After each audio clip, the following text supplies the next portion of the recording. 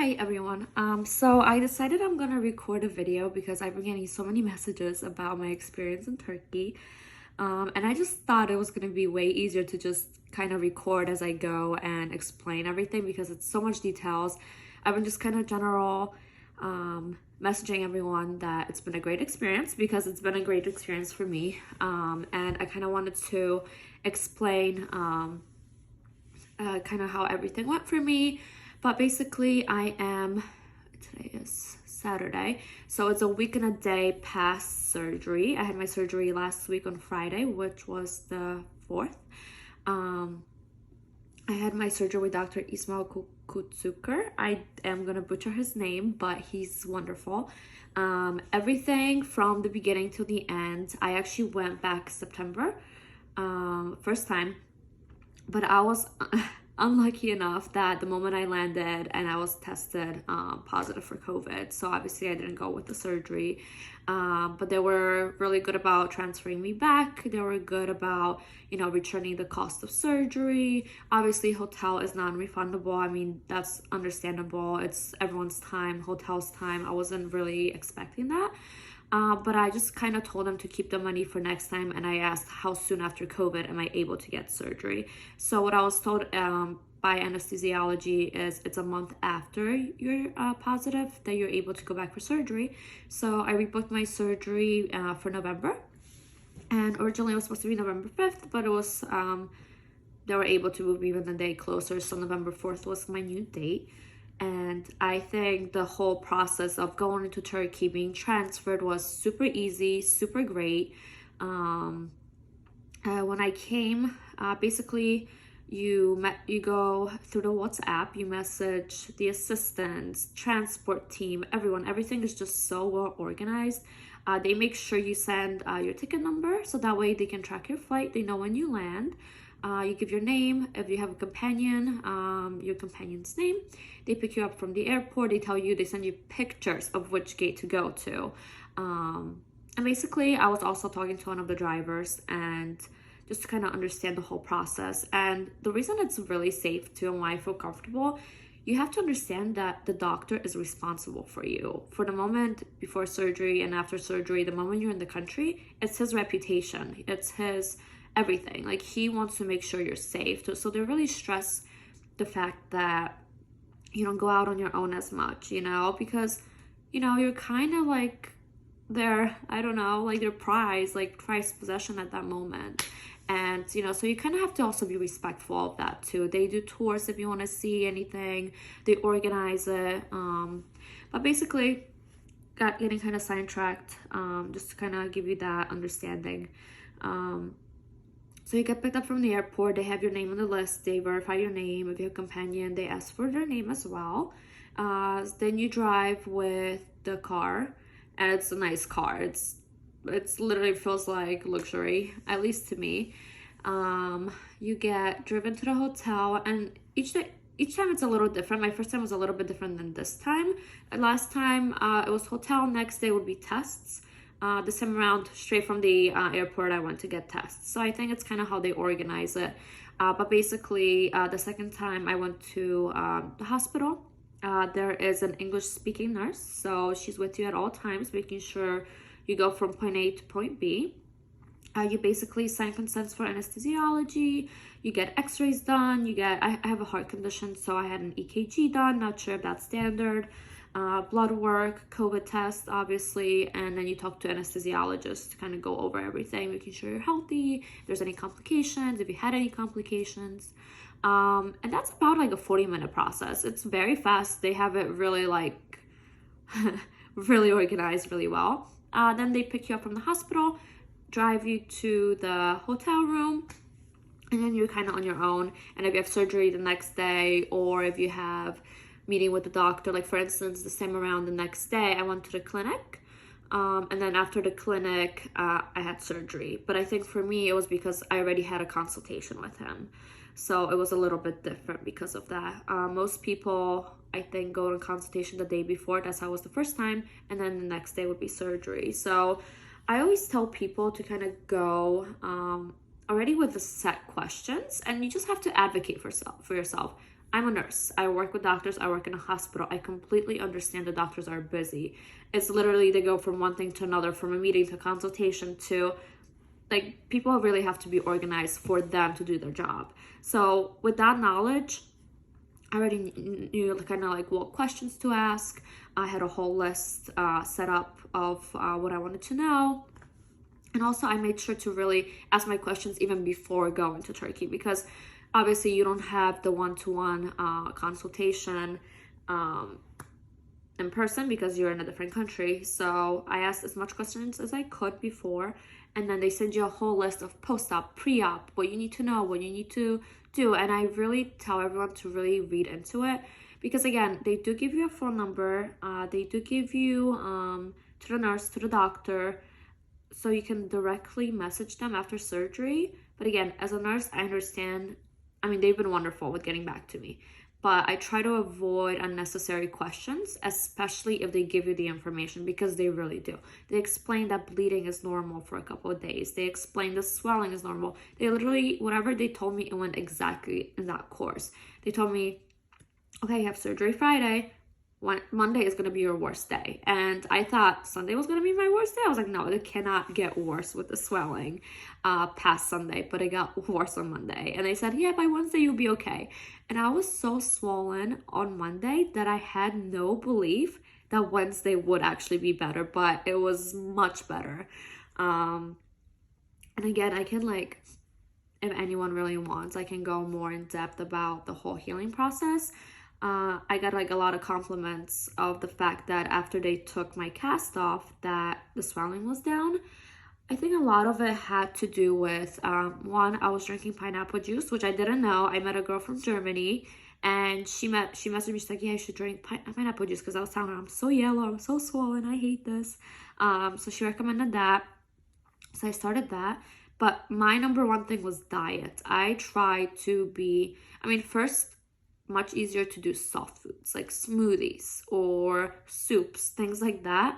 But for me, I try to kind of get past that, and I try to eat chicken, like a lot of proteins, because protein has healing properties and it's healthy for you, and just anti-inflammatory. Like cheeses will inflame your body, it'll cause swelling. Drinking alcohol. So I try to drink water, I try to drink like a lot of pineapple juice, and I try to eat a lot of chicken. Like all my meals included some kind of protein, either avocado or chicken, and then salad. They also tell you to avoid red fruit, so I didn't have any fruit other than the pineapples and pineapple juice. So yeah, I think that kind of helped. And again, everyone's a little different with the recovery, because I talked to girls who were able to go out and about the next day, 2 days.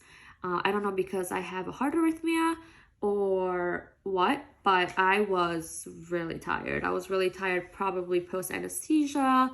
It was just like a lot of sleepy days the very first 3 to 4 days. After that, I had full on energy. The day of taking my cast, I actually ended up going on a tour, because I'm in Turkey second time. Last time I had COVID, so this time I have to go on tour, and I was completely fine, like energy level completely up.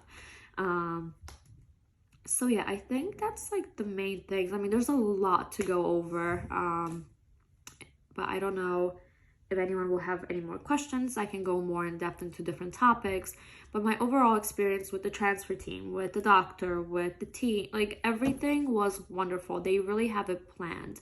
And again, as a nurse, I was very hesitant going to a different country to get anything done. But after research for over a year and different doctors and comparing doctors, I just thought it was a right fit for me. And everyone has to kind of understand that each doctor has their own style, different look, different bedside manner, location-wise, hotels, like whatever is most convenient for you should be your fit. For me, he did a natural result, and it was kind of like a click. It's kind of like when you go on a date and it just clicks. Like with him, it was just kind of like, I showed him my nose, he did the morph, he's like, oh, you have we gotta deproject you, get rid of the hump, just very slight change. And I was like, yes, yes, yes. And when he did the morph, I was like, exactly how I imagined it in my head. And I think, honestly, I didn't have high expectations. I just wanted the hump off. I had a deviated septum, so I wanted a better breathing, and the projection. And I think not only did he do a wonderful job, he just like, he killed it for me. It's beyond my expectations right now. Obviously, it's just been a week. I can kind of breathe already a little bit more. It's not perfect, but this is, with a deviated septum, like, this is wonderful already for me. So that was my biggest thing. I said, if I'm going in it aesthetically too, I don't want to compromise my breathing, getting a Barbie nose or too small of a nose. Like, that wasn't really my goal. I really, really, really wanted natural result, help with breathing, and just get the hump off. But another thing I noticed, and it's a really weird thing, I don't know if anyone's ever heard of, ever since I was little, I had problems swallowing pills, and I don't know how it works physically, but ever since, I guess, my nose was deprojected, no issues with swallowing like horse antibiotic pills that they've been giving me. So that's another improvement I didn't know I was going to get out of it.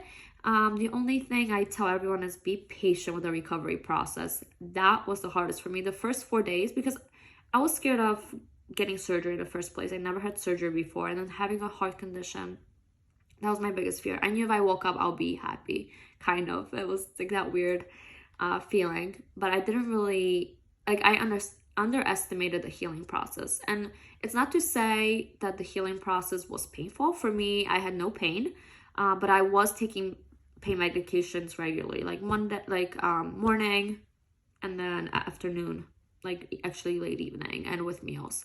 So I made sure to take them just to not even get to the point of where I'm starting to feel pain. Some girls do experience pain. Some have to ask if they can take a little bit more. And again, that's your questions to the doctor and nurses. Everyone's individualized. But for me, that was plenty. And I think I took pain meds for the first 3 days, fourth day because of the swelling. And I think it does have like anti-inflammatory properties, the pain medication. So that was another reason I was taking it. Just like ibuprofen, Advil, those medications do too. But again, I just took what they gave me. So yeah, I mean, right now I am taped up. So I can't really show the results because, again, I'm a rule follower a little bit with certain things, especially if I paid money to get this done. So how he taped it is how I'm leaving it till Thursday. This is gonna be for a whole week, and then afterwards I can tape at night by myself. So I definitely went on Amazon and got myself more 3M tape right here. I probably overdid it, so if anyone ever needs it, I have more. My routine is, in the morning I still use the oil they give me. I still use the nasal spray, and then saline solution definitely helps me, especially if I'm clogged or dry. And then I'm supposed to be wearing the retainer right now. I just took it out for the video, but you're supposed to be wearing the retainer for a whole week every day, and then nighttime. So taping and retainer nighttime after a week when you get back. My breathing, I'm like trying to think. I think I'm at like, I think I've always had problems breathing. With the deviated septum, I would always be a mouth breather, but this feels already significantly much better, and it's only been a week. And I just can't express enough how like grateful I am for the surgery. I just encourage everyone to do their research, find a doctor with the right fit for you. And if you know, you would just click with the doctor. There's so many consultations I had, so many questions, so many doctors I thought were great, but then I went into more reviews, talking to other patients, and they were on the botched list. So just do your research always. It is your face. It is something I wanted since 7th grade. So it's not something that you should jump into. Also have realistic expectations. I had a lot of messages about my front profile. Obviously, I don't know right now how it looks because I'm not taking the tapes off. But I can see, like, my first instinct was like, oh, it's like an avatar, like that flat feeling. As you can tell, I still have some bruising here. I've been covering it with makeup, a little bit here too. But But yeah, um, I was not really worried about my front profile. And it's not to say that you kind of always have to weigh out the pluses and minuses of things. For me, the biggest thing was the hump and the breathing. And once that's much better, then I'm not gonna expect a miracle my front to be amazing. So I think he did a wonderful job from what I saw at cast off with my front, and it just exceeded my expectations because I took the risks of my front not looking exactly how I want it, but getting a better gain of my side profile and my breathing. So I feel like everyone has to set their expectations and know that things can go wrong. It is surgery. Especially, I think my smile is starting to come back a little bit. Yeah, a little bit. The first couple days, I lost feeling in my front teeth. Like right away when I woke up. Lost feeling in my front teeth. Couldn't feel anything here. My tip feels a little bit numb still. I mean, obviously. But that like scared me a little bit, but I have the understanding that it's a lot of nerves that are being cut off, muscles and everything, and readjusted. So it takes time for everything to come back. So trust the process of healing, trust the process of what the doctors are telling you. It's so easy to get in your head and be scared about what's going on in the moment. But honestly, once you go through the days and it is exactly how they tell you it is, you start to trust what they're telling you. And again, they've been really straightforward with everything. I also needed a note because I'm a nurse, doctor. I'm a nurse, and I'm gonna go back to work in the hospital setting with the COVID cases. I needed a note for not wearing an N95 for 2 months because again, this is still healing. I can't wear glasses for 2 months. So they've been really great. I just messaged them what I needed for work on my cast day off. They had all the paperwork I needed, everything ready, and I think their team organization is everything, and I think that's why everything is just works so great. So anyone that asks me my recommendations for the doctor, 100%, like I'm just in awe of everything. Especially working in the beauty industry and working for a couple of medical spas before and how it works, and I know what goes behind the scenes. I think they really knock it out of the ballpark. And yeah, so I just thought it's easier doing a video kind of explaining everything versus having to message everyone individually. As much as I want to, I just don't have the time to, and I want to kind of go into details. Not that it's been a great experience and that's it. I guess cost-wise, people also ask me. Again, I think it's also going to be a little bit individualized based on what you're getting, what's happening. But my cost was 5.5K, and that was with transfer, hotel. You get breakfast every morning in the hotel, surgery. So yeah, but if someone wants fat grafting, which is something I also did, especially in my chin, that was additional 500 euros for me. But again, I know things are happening right now in the world where prices are going up naturally. So I don't know what the price will be. If it is different, if it is the same, that was my price at that time, that when I booked. So yeah, I mean, I think it is definitely worth the money, like more than worth the money. I think everyone's just great. Everyone's nice. Turkey is a beautiful country. Really, once you're in there and you're able to explore, make sure you do either go a couple days before surgery or make sure you have a couple days after surgery, whatever you're feeling. So yeah, that's everything I guess I wanted to say. And if anyone has any questions or anyone wants more in-depth videos about anything specific that I'm not thinking of right now, it was very generalized, I think, but with some detail.